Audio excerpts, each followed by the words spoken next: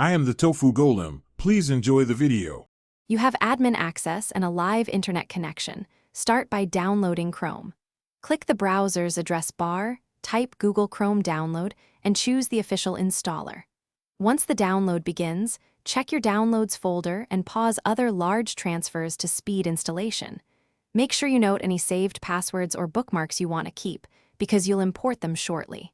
If prompted by a security dialog, allow the installer to run so the process continues without manual blocks.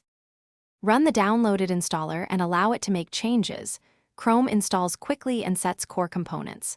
Once Chrome opens, go to Settings, find Import Bookmarks in Settings, choose your previous browser, and import.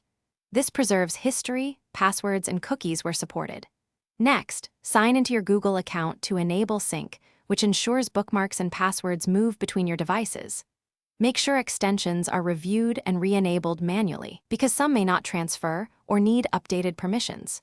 You're almost done. Set Chrome as your default browser so links open correctly.